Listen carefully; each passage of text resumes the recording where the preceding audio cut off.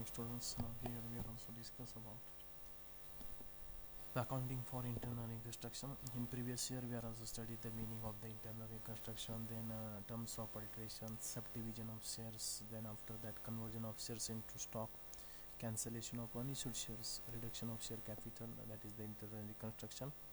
Then causes of the internal reconstructions, why should the internal reconstructions is then write off the lost capital, accounting entries for write off the lost capital. Then after that we are also studied here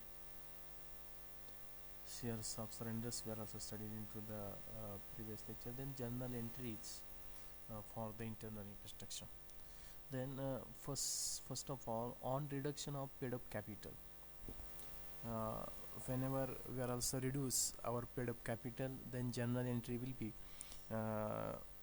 आता reduction in share capital याच्यामध्ये डेबिटला काय येईल, क्रेडिटला काय येईल, capital reduction account तर त्या ठिकाणी असणार आहे. ज्या ठिकाणी ओल्ड फेस व्हॅल्यू असणारे शेअर्स म्हणजे on reduction of paid up capital, म्हणजे paid up capital it is also the liability of that particular company.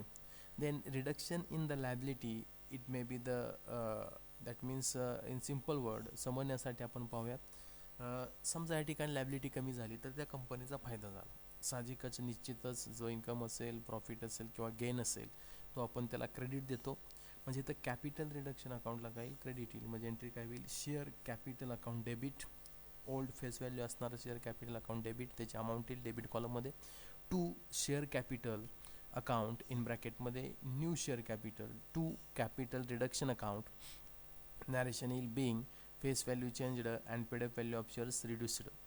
In simple word being paid up value of shares reduced किंवा being shares reduced up to rupees something that. जे reduction of paid up capital of shares किंवा reduction in shares त्याची general entry काय होणार, share capital account debit to share capital account to capital reduction account. Capital reduction account क्रेडिटला काय येतं तर ते डिक्रीज इन लायबिलिटी झाली, डिक्रीज इन शेअर कॅपिटल झालं म्हणून ते कॅपिटल रिडक्शन अकाउंट क्रेडिट. दुसरी एंट्री आहे for reduction in shares without changes in face value of shares. For reduction in shares without change in face value of shares, reduction आहे लायबिलिटीचं शेअरचं म्हणजे capital reduction account येईल क्रेडिटला. Entry काय झाली, share capital account debit to capital reduction account with the amount of the reduction being capital reduced without the change in face value is an entry. Then if any sacrifice has been made by the creditors, that is the reduction in the amount of the credit. The sacrifice केलं म्हणजे काय केलं, for example क्रेडिटरची amount आहे 1,00,000 रुपये, त्यांनी काय सांगितलं या ठिकाणी 40,000 रुपये सॅक्रिफाईस केले, मग त्यांचं या ठिकाणी क्लेम किती राहिला, only 60,000. That is called as the sacrifice of the creditors. मग त्याची एंट्री काय होणार आहे, सॅक्रिफाईस केलं, क्रेडिटर्सची काय झाली, लायबिलिटी झाली, मग त्याची अमाऊंट रिडक्शन केली, reduction in the amount of the credit or claim, क्रेडिटर्सचा क्लेम काय झाला, रिड्यूस केला, म्हणजे त्या कंपनीचा बेनिफिट झाला. म्हणजे तर कॅपिटल रिडक्शन अकाउंट काय येणार, क्रेडिट येणार, आणि डेबिटला काय येणार, त्या लायबिलिटीज अकाउंट. म्हणजे एंट्री काय झाली, creditors account debit to capital reduction account, narration काय येईल, being liability on creditors reduced. Then fourth one is for reduction in the amount of debentures or sacrifice made by the debenture holders. Debenture होल्डर्सनं काय केलं असेल, sacrifice केलं असेल, मग त्यांचं आउटस्टँडिंग इंटरेस्ट असेल किंवा त्यांचं डिबेंचर होल्डरची जी काय अमाऊंट असेल ती अमाऊंट या ठिकाणी रिड्यूस केली असेल तर त्याची एंट्री काय होणार आहे, रिड्यूस केली म्हणजे कॅपिटल रिडक्शन अकाउंट येणार.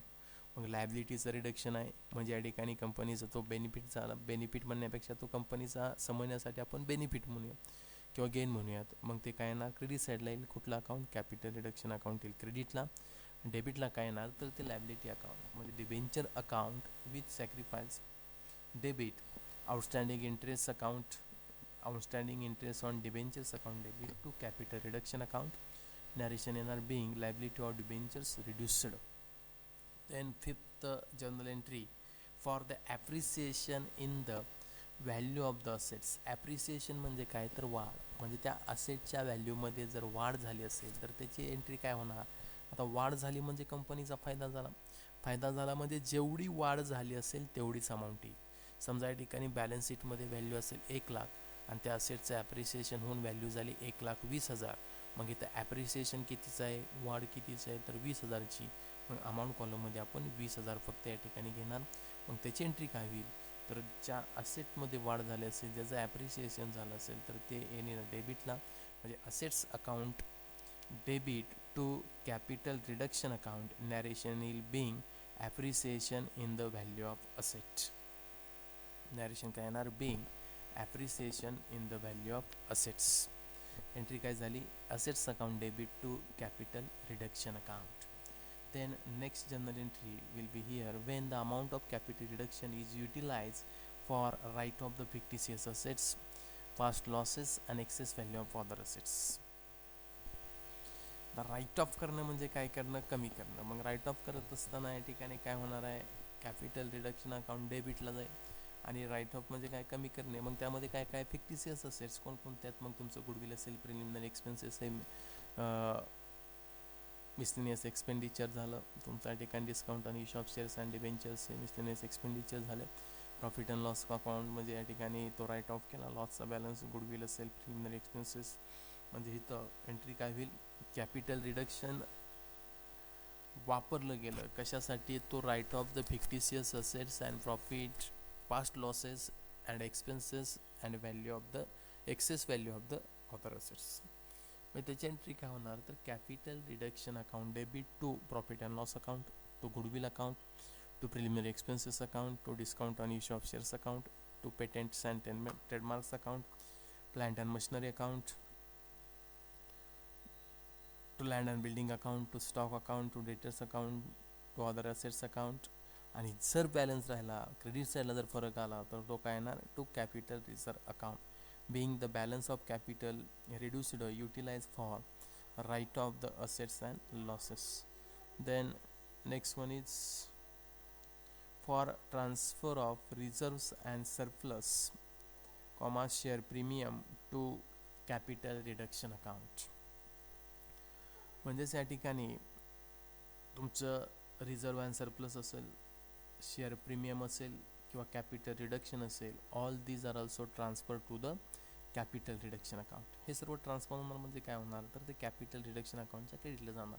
म्हणजे एंट्री काय होईल, तर general reserve account debit, profit and loss account in bracket credit balance account debit, share premium account debit to capital reduction account, narration काईल being reserve and surplus and share premium is transfer to the capital reduction account. म्हणजे share premium, reserve and surplus transfer केल्याची ती entry आहे.